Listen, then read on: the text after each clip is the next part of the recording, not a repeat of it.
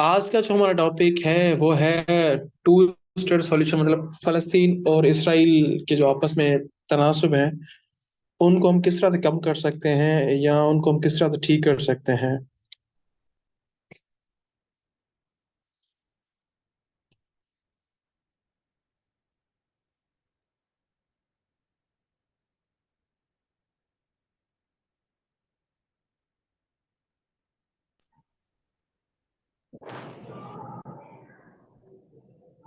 Kindly mics आप सब अपनी म्यूट करें।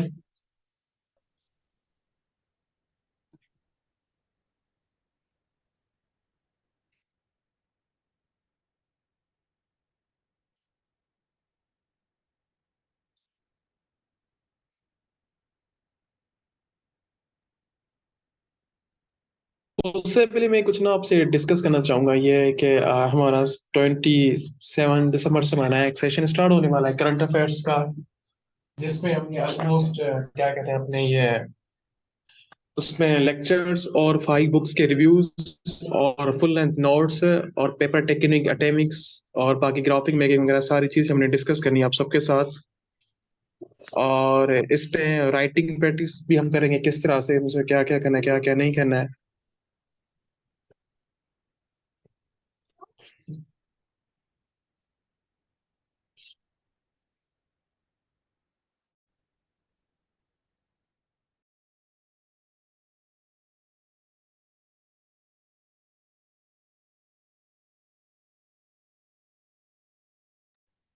अच्छा, ठीक है, तो फिर क्या कहते हैं,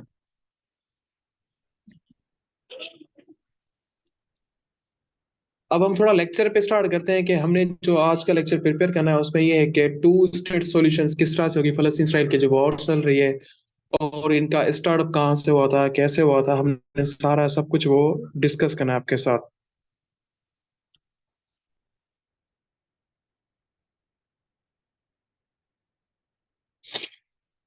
तो हम थोड़ा इस पे इंट्रोडक्शन से नजर डाल दें कि जो फलस्तीन जो कॉन्फ्लिक्ट हुआ था ये बहुत काफी टाइम से और कॉम्प्लेक्स एक इशू है, जो कि हिस्टोरिकल ट्रीटी और डिस्प्यूट भी है। मतलब कि ये जो इशू हमारा काफी टाइम से चल रहा है यहाँ पर,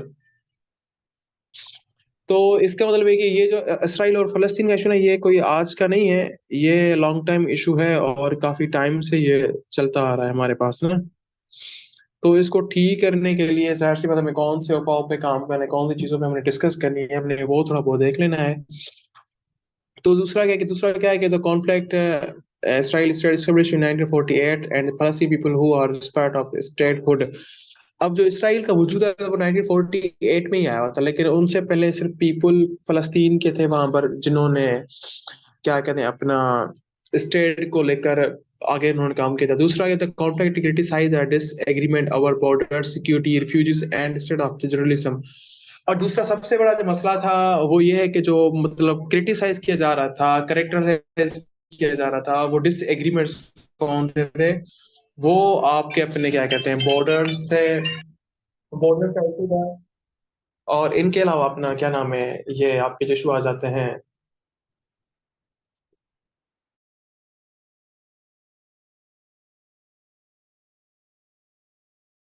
बाकी सारे जो हमारे इश्यूज आएंगे ना वो आप क्या चाहते हैं, सिक्योरिटी के रिफ्यूजीज जो है एक जगह से दूसरी जगह जा रहे हैं।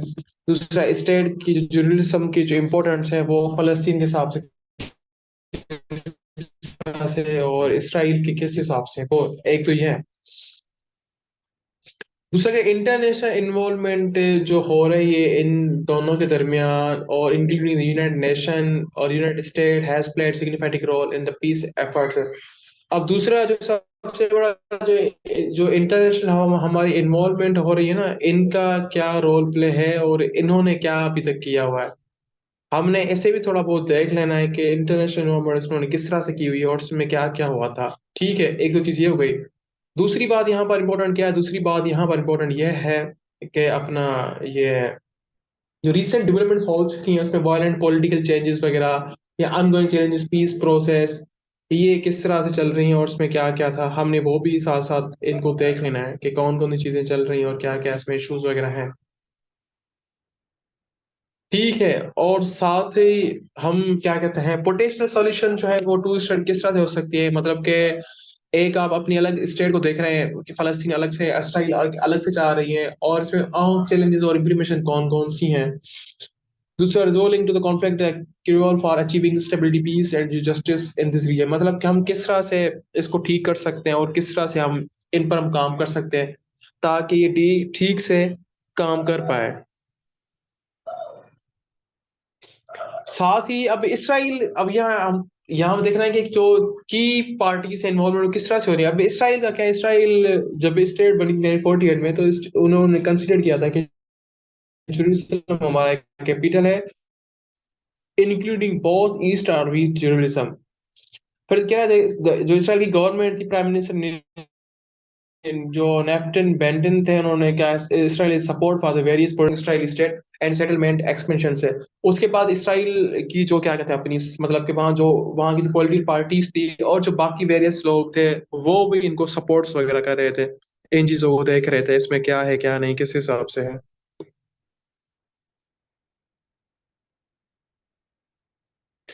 तो एक चीज तो ये हो गई। दूसरी, उनके अलावा जो जो दूसरा इनका मसला था वो फलस्तीन के स्टेटमेंट क्या थी, मतलब एक तो इसराइल की थी, पर क्या फलस्तीन। अब जो फर्स्ट सिर्फ क्या क्या कि Palestine as are athletic and is culturally diverse groups primarily is residing with the West Bank, Gaza Strip and Israelism। अब जो फलस्तीन है वो तो एथिकली भी और कल्चरली उससे रिलेटेड है, प्राइमरी रेजिडेंसी उनकी ना वेस्ट बैंक, गजा स्ट्रिप और ईस्ट जेरूसलम जो था।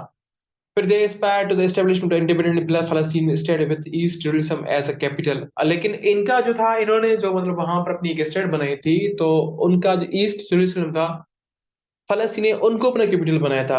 लेकिन जो फलस्तीन की फलस्तीन अथॉरिटी थी, ये governors part of the West Bank while Hamas control to the Gaza strip. लेकिन जो वेस्ट बैंक और उनके अलावा जो हमास थे, उन्होंने वहां पर गजा पर कब्जा कर लिया था एक तरह से ठीक है वहां पर, कि हम इससे किस तरह से मतलब हासिल कर सकते हैं इसमें क्या। फिर जो फलस्तीन के जो प्रेसिडेंट थे महमूद अब्बास, उन्होंने लीड किया था, जो फलस्तीन अथॉरिटी थी उनको उन्होंने लीड किया था वहां पर, कि हम इस पर किस तरह से काबू कर सकते हैं इस चीज को।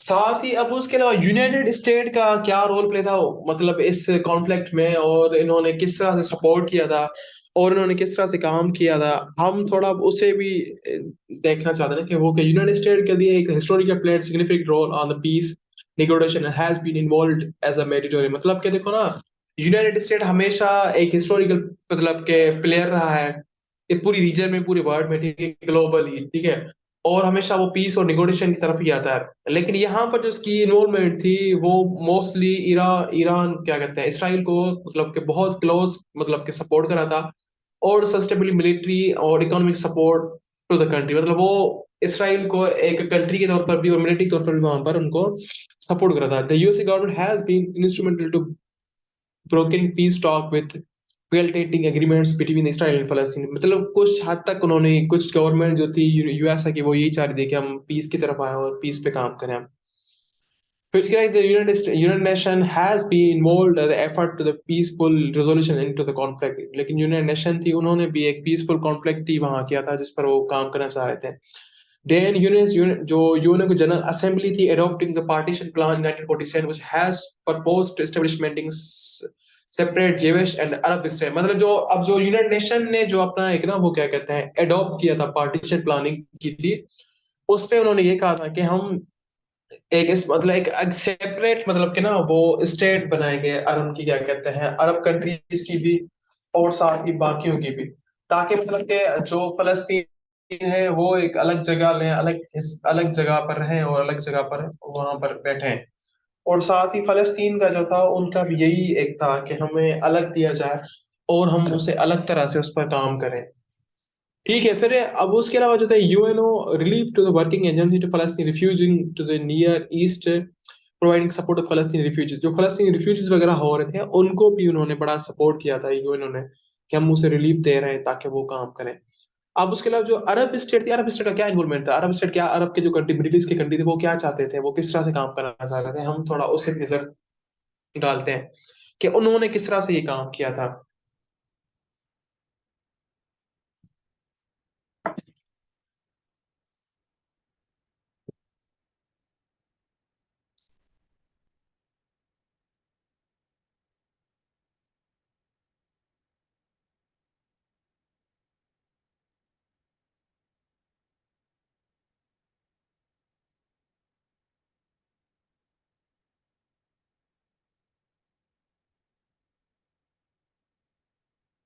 देन उनके अलावा हम आ जाते हैं अब अरब स्टेट में जो इजिप्ट जॉर्डन लिबनान है played in role to conflict due to the approximately historical ties to the फिलिस्तीन। अब जो लिबनान इजिप्ट के जो कंट्रीज थे वो यही चाह रहे थे हम इस कॉन्फ्लिक्ट को खत्म करें और से बेहतर मतलब कि ना एक हिस्टोरिकल टाइम मतलब एग्रीमेंट करके हम इसकी जान छुड़वाते हैं और इस पर हम काम करें अच्छे से करके। इनका जो फाइनल अपना था वो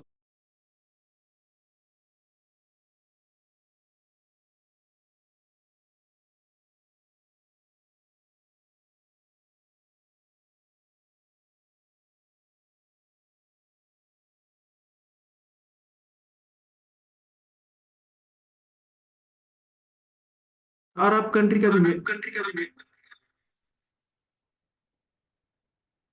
अब जो अरब कंट्री का जो मेन रोल था ना वो यही था कि हम मतलब कि जो 2002 का जो पीस प्रोसेस था हम उसकी तरह हम एक अरब वर्ल्ड जो है अरब लीग है उसको हम ना एक पीस प्रोसेस की तरफ लेकर आए पीस की तरफ लेकर आया जाए ताकि वहां पर हम प्रॉपर एक पीस पे काम करें और वर्कशॉप भी करें साथ ही। मतलब ये चीज बहुत जरूरी थी जिस पर हमने काम किया था।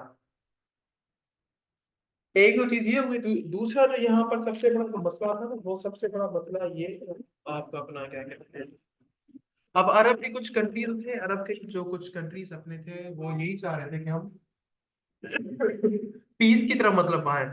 लेकिन वहां पे जो मेजर जो हमारे प्लेयर थे ना जैसे सऊदी या बाकी ईरान वो सिर्फ अपने बेनिफिट्स को उस टाइम लेकर आ रहे थे क्या वो उनसे के साथ गलत शामिल करते हैं।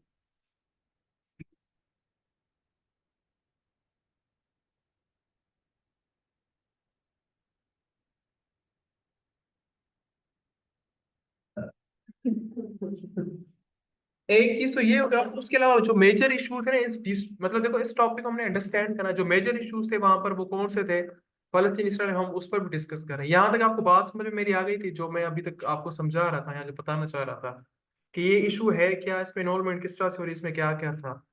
यहाँ तक तो आपको बात समझ में आ गई थी ना कि असल इशू क्या था इसमें मतलब कौन से मसाइल थे जिस पर उन्होंने इतना बड़ा वो काम किया था या जो इश्यूज आ रहे थे ओवरऑल।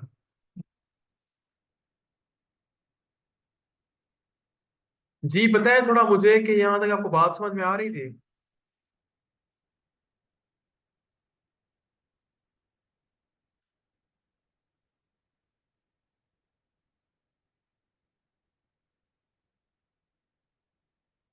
चलिए उनके अलावा इसमें सबसे बड़ा जो मसला था ना वो बॉर्डर का था मतलब बॉर्डर में जो एक एग्रीमेंट हुआ था वो तो अलग था लेकिन क्या रहता है primary dispute revolve around the border and control of the land between Israel and Palestine cities including West Bank Gaza strip East East Jerusalem. अब उनका जो एक एग्रीमेंट था ना कि हम मतलब कि जो आप अपने अपने मतलब चलो एक आजादी इसराइल को मिल गई आजादी अपने हिसाब से काम कर रही थी वहां पर। लेकिन जो सिक्योरिटी कंसर्न है वो यही थे कि वेस्ट बैंक को ना छेड़ा जाए गजा को और इस वजह से को ना छेड़ा जाए। फिर जो Palestine seek to the independent state with in borders of the pre partition जो 1947 लाइन बनाई गई थी commonly referred to the as the green line with East Jerusalem as a capital. लेकिन जो 1947 में जो मतलब एक ना उन्होंने बॉर्डर की लाइन बनाई थी कि मतलब है ये हमारे उस पे ईस्ट जेरूसलम हमारा आ जाता है और उस पर आपने मतलब कॉमनली जो उन्होंने रेफर किया था कि मतलब एक ना एक लाइन बना दी कि ये पार्ट हमारा है ये ऐसा आपका है। ये चीज बहुत मतलब ना एक चीज आपने लाजमी।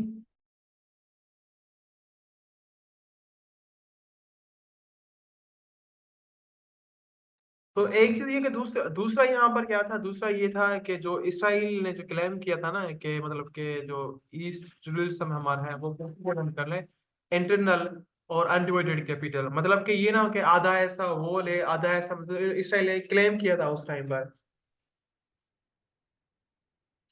फिर इनकी जो सेटलमेंट्स थी वो क्या थे the construction of the expansion of the Israeli settlement into occupied Palestine territories including West Bank और ईस्ट जेरूसलम है major point of the continuation. अब यहाँ पर क्या होता है इसराइल ने मतलब के इसराइल जो अपनी सेटलमेंट तैयार की थी वो क्या थी वो यही थी इसराइल ने मतलब कि जो ऑक्यूपाइड फलस्तीन था उसकी ट्रीटीज और वेस्ट बैंक के साथ ईस्ट जेरूसलम को उन्होंने अपनी एक मेजरशिप बना ली थी। लेकिन फलस्तीन व्यू के हिसाब से क्या था कि इसराइल में वो इलीगल अंडर इंटरनेशनल लॉ था और significant obstacle establishment of viable Palestine state बनी हुई थी वहां पर।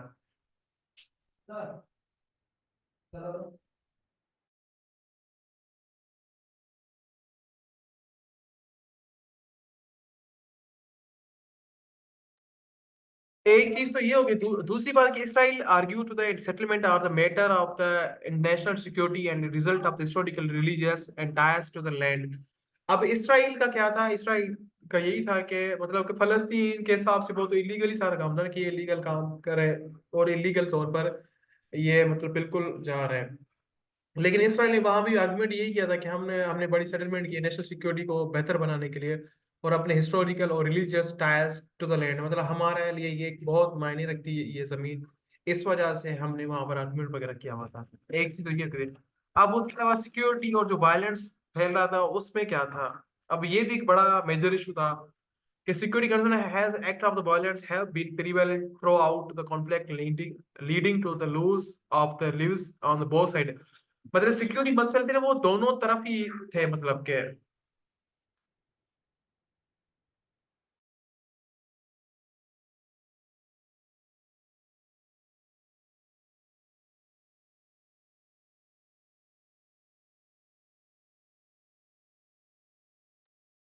ठीक है, एक चीज हमारे पास ये थी मतलब कि, और उसके अलावा security Israel cities security threat including rockets attack from the Gaza and act of the terrorism and justification for the military action to strengthen security measures है। अब देखो मतलब कि जिस तरह फलस्तीन पर इसराइल वाले बम धमाके कर रहे थे तो वो उनके लिए बड़े सिक्योरिटी थ्रेट थे, खासकर सिटीजन के लिए। और इसी तरह सेम केस इसराइल के लिए भी यही था कि वहां पर बम धमाके हो रहे हैं, बाकी सारी चीजें हो रही, तो हम किस तरह से उस पर काम कर सकते हैं। तो ये नहीं कि मसले सिर्फ दोनों तरफ ही थे।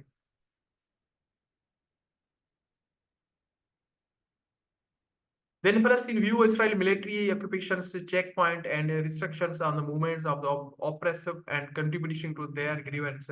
अब ये था कि फलस्तीन व्यू के हिसाब से जो मिलिट्री थी वो तो जाहिर सी बात है कि मतलब के ना एक, मतलब आप ये कह सकते हैं कि वो मार्शल लगा रहे थे, कर्फ्यू लगा रहे थे इस हिसाब से वहां पर, कि वहां की जो मूवमेंट वगैरह थी वो बिल्कुल बंद हो। उनके अलावा अब स्टेट ऑफ जुरिल्सम में उसका क्या है, उसकी क्या इन्वॉल्वमेंट है, वो भी एक मेजर चैलेंजेस था।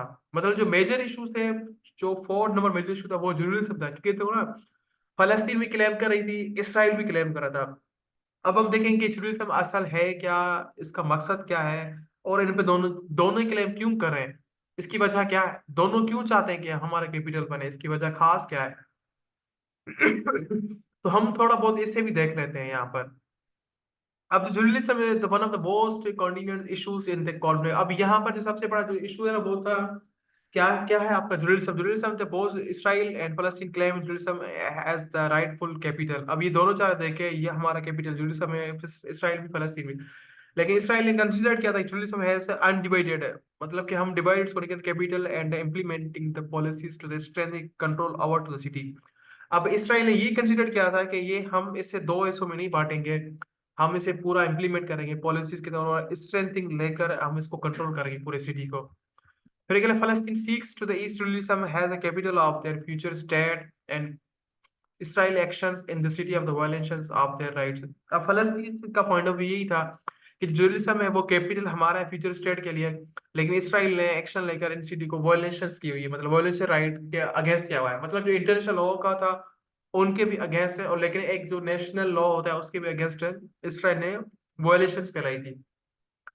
दूसरा सबसे बड़ा जो इन दोनों कंट्री में मसला था वो रिफ्यूजीज थे, मतलब कि यहाँ के लोग भी दरबदर हो रहे थे, फलस्तीन के भी लोग, इसराइल के लोग, तो वो कहाँ जा रहे थे, मतलब हर एक तरफ से वो अपनी अपनी तरफ से आगे पीछे जा रहे थे कि हम मतलब किस तरह से, मतलब दोनों सिटीजन लोग थे वो आपस में सिर्फ क्या कहते हैं, सिर्फ आगे पीछे बढ़ रहे थे कि हम कहाँ जाएं, किस तरह से जाएं, कैसे करें। तो मेन मसला हमारा एक ये भी था कि हम इसको किस तरह से ठीक कर सकते हैं।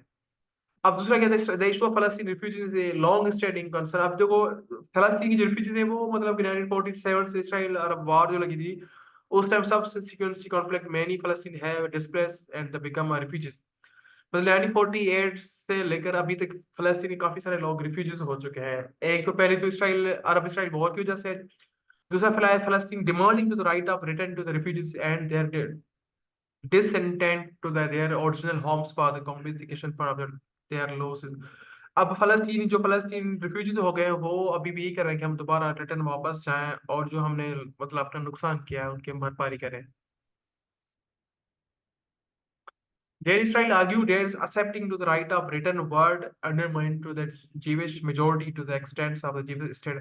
अब इसराइल आर्गुमेंट ये है कि हम जो वहां के जो वो भी कह रहे हैं कि हम वापस आए, जो हमारी अपनी जो यहूदी मेजोरिटी है, हम एक अलग से उनकी स्टेट बनाएंगे वहां पर। अब ये क्या थे, ये तो हमारे थे, क्या कहते हैं, ऊपर जो हमारे थे, ये जो 5 पॉइंट्स हमारे थे इस टॉपिक की, वो हमारे थे क्या कहते हैं मेजर इशूज एंड डिस्प्यूट जो आपस में चल रहे थे, ठीक है। अब मेजर है क्या कहते हैं, ये नीचे हम आ गए यहाँ पर। अब हमारे जो इंटरनेशनल इंटरनेशनल इन्वॉल्वमेंट थी, इंटरनेशनल इन्वॉल्वमेंट जो हो रही है पीस प्रोसेस के लिए, फलस्तीन इसराइल कॉन्फ्लिक्ट के लिए, मतलब जो इंटरनेशनल इन्वॉल्वमेंट की है, यहाँ जो उन्होंने जो रोल प्ले किया है वो किस तरह से था, क्या आ सकता है, कैसे हो सकता है, इसमें क्या था। इंटरनेशनल जो प्लेयर्स है हमारे, पहले फर्स्ट ऑफ ऑल तुम्हारा United Nation have be actively involve in the Palestine Israel conflict since the inspection of 1947 से लेके, मतलब कि जो आपका नाम क्या है अपना ये, कि जो यूएनओ ने जो मतलब अकॉर्डिंग यूनाइटेड नेशन के मुताबिक वो 1947 से लेकर ही इस को ठीक करने की लगी हुई है। और इसके लिए उन्होंने रेजोल्यूशन 181 पास करवाया था, recognition the partition of the Palestine to the separate Jewish and Arab state. Israel was established in the following years, मतलब इसराइल उस जब से यूएनओ ने ऐलान किया था कि मतलब कि जो वहाँ के फलस्तीन लोग अरब वो अलग रहेंगे, और जो जो ज्यूइश है वो लोग अलग पे रहेंगे।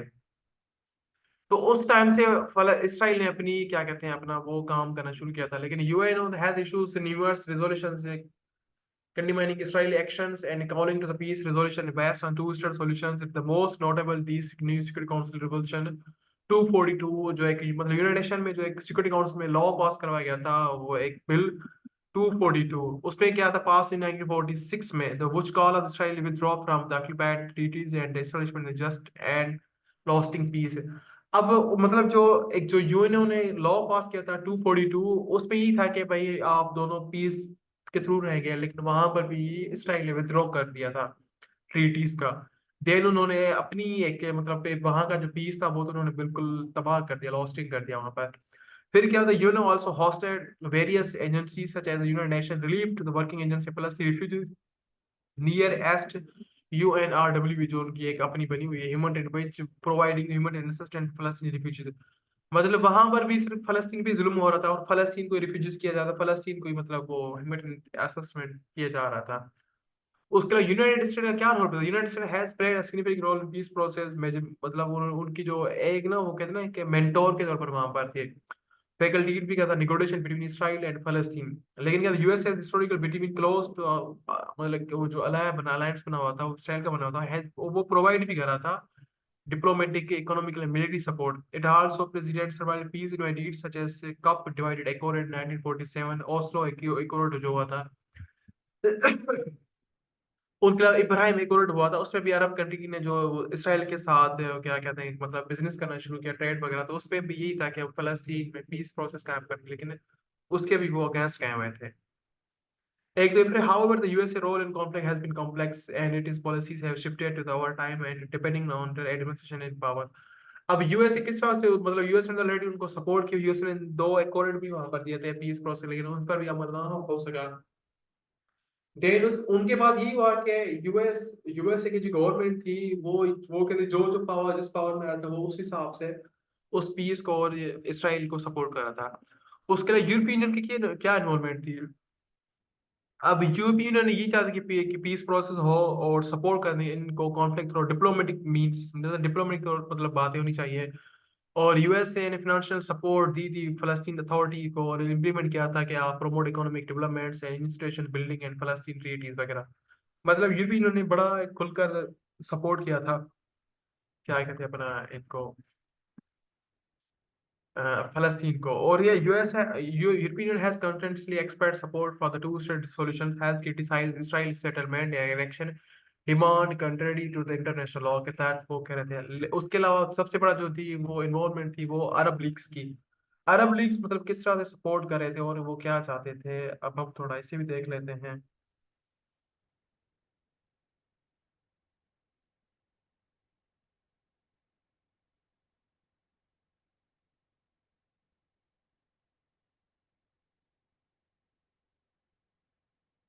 यहाँ तक आपको बात समझ में आ गई है कि असल मसला क्या था और हमने क्या क्या लिखना था, क्या क्या बताना है?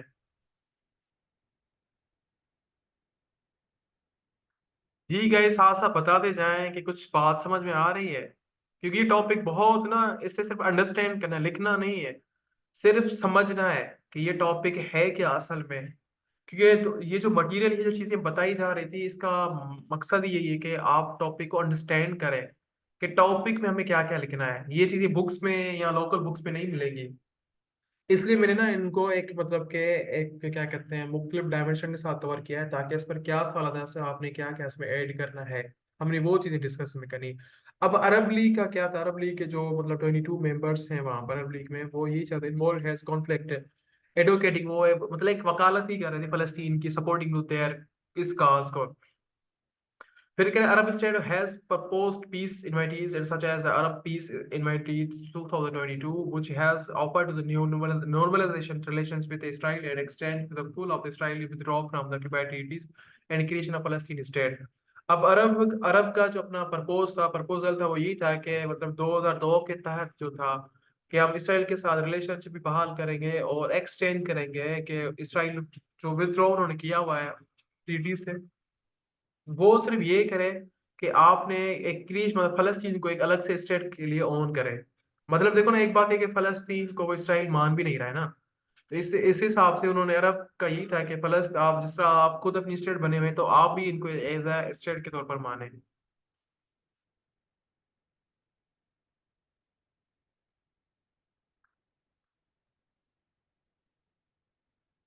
फिर जो मिडिल ईस्ट के लोग, मिडिल ईस्ट के थे या जो बाकी सारे थे, वो क्या चाहते थे, जो कंकरा Middle East United Nation has United State European Union and Russia, it was establishment in 2022 promote the Israel Palestine peace process. मतलब ये 2002 में जो पीस प्रोसेस में रशिया भी था, यूनाइटेड नेशन भी थी, मिडिल ईस्ट के कंट्रीज भी थे। और क्या कहते हैं statement providing diplomatic support and proposed forum work with negotiation, however it is effort have faced challenges to no significant breakthrough has been achieving।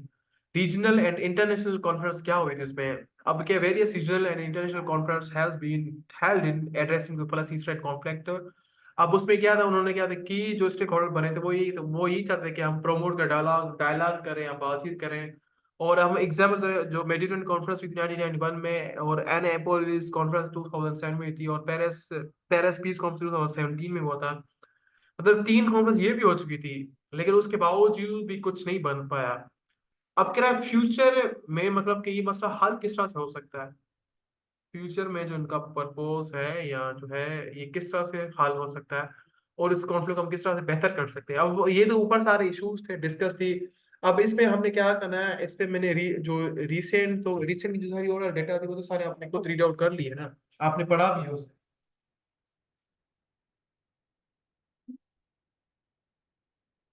अब रिसेंट जब सारा आपने सब कुछ वैसे पढ़ा हुआ है ना, इसमें क्या क्या है क्या नहीं, वो मैं आपको ना खुद ही इसमें ना इस फाइल में आपको ऐड करके शेयर कर दूंगा। जो रिसेंट को बड़ा सारी डेटा है, वो मैं आपके साथ इनमें लेक्चर में ऐड कर दूंगा। ठीक है, सिर्फ हमने पढ़ना है, इसे अंडरस्टैंड करना है, समझना है। अब एक चीज तो यहाँ पर ये कि अब हम देख रहे हैं कि फ्यूचर जो इसके प्रोस्पेक्टिव है, सॉल्यूशंस है, वो किस तरह से हो सकती है इस कॉन्फ्लिक्ट को बेहतर करने के लिए। After a two-state solution remaining to the most widely accepted to the forum work to resolving the conflict is evolution's establishment of the independent and sovereign state Palestine alongside Israel based on the pre-1963 borders with mutual agreement and law sweep। अब कह रहा है कि ये जो first point वो यही है कि जो इन दोनों की जो सॉल्यूशन होती है, फर्स्ट ऑफ उन्होंने क्या करना है, जो उनका अपना एक फार्म वर्क था जो उन्होंने काम किया था, पीस प्रोसेस थे, उनको उन्होंने एक्सेप्ट करना है। ठीक है, और जो 1967 में जो बॉर्डर्स की एग्रीमेंट की गई थी, म्यूचुअल एग्रीमेंट है, उन पर उन्होंने दोबारा मतलब के एग्रीमेंट करना है। दूसरा क्या, negotiation would need to addressing issues such as the state of Jerusalem border settlement, security arrangement, and the right of the return to the Palestinian refugees and sharing the natural resources। उसके अलावा क्या जो दूसरा negotiation है वो यही है कि इन दोनों को इन जो एड्रेस है उन पर उन्होंने क्या है जेरूसलम स्टेट पे वो मतलब बात करें कि चलो आप अपनी जो आपके लिए इबादत इम्पोर्टेंट आप उस पर काम करें, और जो मुसलमानों के लिए इबादत है उनके लिए आप अलग से बैठकर आप इबादत कर सकते हैं। जैसे जब ये कॉन्फ्लिक्ट से पहले था, नबियों का टाइम था, वो दोनों आपस में इबादत कर सकते थे, बैठ सकते थे। तो इसी तरह वो दोबारा विचार है। लेकिन उनके अलावा जो उनकी सेटलमेंट्स, बॉर्डर सिक्योरिटी अरेंजमेंट वगैरह है, राइट ऑफ रिटर्न, जो फलस्तीनी रिफ्यूजीज हो चुके हैं उनको भी उन्होंने वापस करना है, और साथ में कहना है नेचुरल रिसोर्सेज आपस में शेयर करने हैं। एक तो ये, फिर दूसरा कि निगोटिएशन एंड डिप्लोमेसी। अब कह रहा है कि जो negotiation and diplomatic effort essential for the reaching peace resolution, direct talk between Israel and Palestinian leaders will support from the international community and can help address core issues and build the mutual trust। अब दूसरा सबसे बड़ा मतलब मसला क्या है, यहाँ पर ट्रस्ट का इशू है। मतलब निगोटिएशन डिप्लोमेसी में क्या है, ट्रस्ट इशू आपस में इनका नहीं है, क्योंकि इसराइल ने काफी मरतबा विद्रोह किया हुआ है और फलस्तीन ने भी काफी मरतबा उन्होंने विद्रोह किया हुआ है।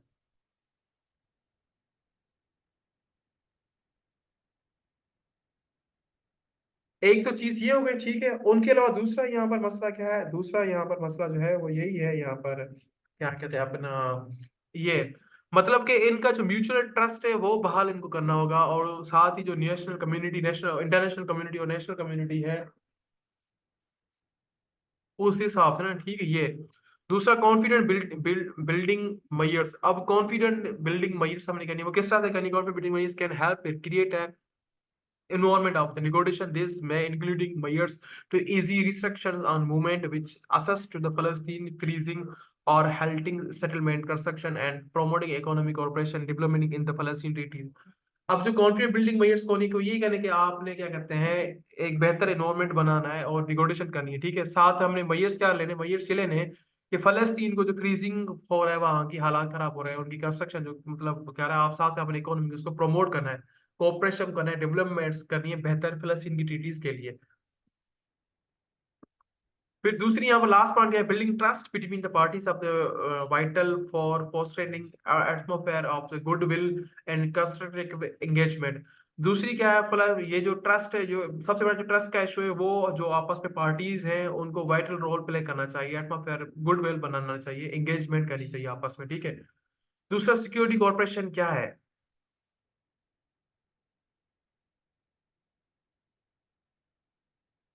जी ठीक है, मैं रफ्तार स्लो कर देता हूँ। अच्छा, यहाँ तक आपको पूरी बात समझ में आ गई है आपको।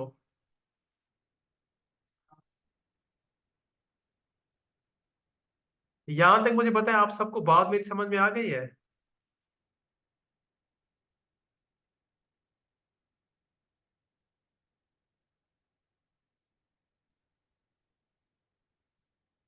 चलिए थोड़ा मुझे बताएं, यहाँ तक आपको बात क्लियर समझ में आ गई है।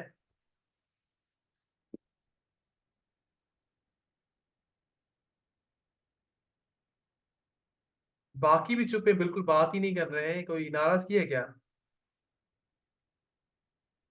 चलिए सिक्योरिटी कॉर्पोरेशन अब क्या है, हम थोड़ा उस पर देख लेते हैं।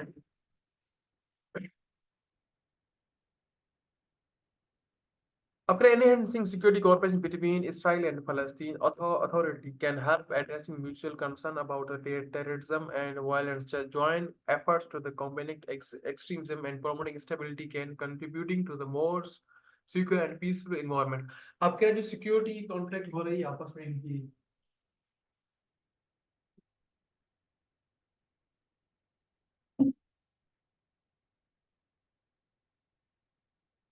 अब जो सिक्योरिटी इनके इश्यूज हो रहे हैं ना आपस में, वो मतलब कि सिक्योरिटी में क्या करना है उन्होंने, एक तो ट्रस्ट बहाल करना है, दूसरा म्यूचुअल जो आपस में जो टेरिटरी एक्टिविटीज वगैरह हो रही है, इनको हमने बेहतर करना है, इन पर हमने काम करना है, ठीक है। दूसरा इंटरनेशनल सपोर्ट एंड इन्वॉल्व, जो इन्वॉल्वमेंट हो रही है वो किस तरह से हो रही है। Sustains international support and involvement are crucial for to the peace process. The international community should be continues to the encourage both parties and engaging in the meaningful negotiations, providing the diplomatic assistance and extract pressure when क्या कहते हैं when necessary to the uphold international law and revive UN resolution। अब कह रहा है कि जो sustain जो इंटरनेशनल सपोर्ट हो रही है और इन्वॉल्वमेंट हो रही है, वो पीस प्रोसेस के लिए होनी चाहिए, और इंटरनेशनल कम्युनिटी यही चाहती है कि हम इंकरेज करें इन दोनों पार्टीज को, और बैठकर मीनिंगफुल निगोशिएशन चाहिए, मतलब कि एक बेहतर ट्रस्ट, साथ ही बेहतर एतबार, और इनके अलावा जो डिप्लोमेटिक जो असिस्टेंट इनकी की जा रही है वो बेहतर तरीके से होनी चाहिए, ठीक है। उनके लिए जो एक्सर्ट प्रेशर है वह necessary to uphold international law and relevant. अब जो यूएन के रिजोल्यूशन अभी तक हो चुके हैं उनके तहत इन्होंने आप उसमें क्या करना है, ताल्लुकात बहाल करने हैं। अब उनका जो क्या इनवाइटेडीज to grass root invites to people instruction integration किस तरह हो सकती है। अच्छा, अगर आपकी लिंक के क्या कहते हैं अपना ये वो हो जाए, क्लास एंड हो जाए, दोबारा आपने पता क्या करना है, इस लिंक को ज्वाइन करना है। ये आप थोड़ा ध्यान रखना कि जब आपकी अपनी ये क्लास एंड हो जाए ना, तो आपने दोबारा इस लिंक को ज्वाइन कर लेना है।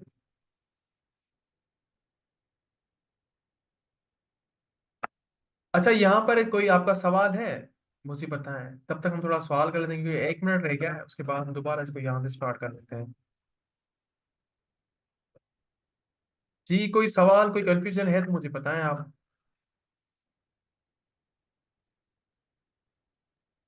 अच्छा, अगर ये लिंक एंड हो जाए ना, क्लास खत्म हो जाए, आपने दोबारा इस लिंक को ज्वाइन करना है, ठीक है।